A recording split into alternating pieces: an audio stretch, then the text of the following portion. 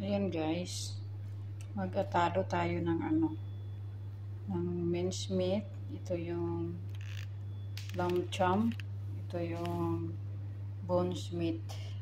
I-divided ko ito guys, bago ko ilagay sa freezer. Para kung magluto na ako, hindi na kailangan na ihiwalay ko pa. Nakaseparate na guys.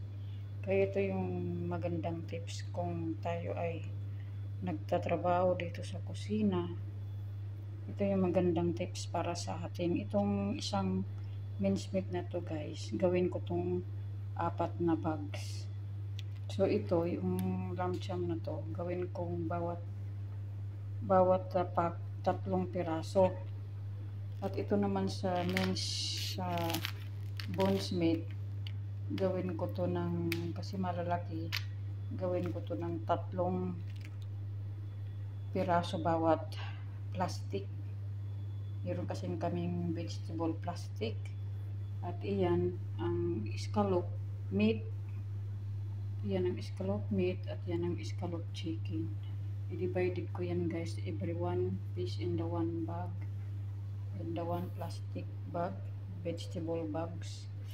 That's why we are easy to using while everyday cooking. So I separate that one every bag. So this is my bag.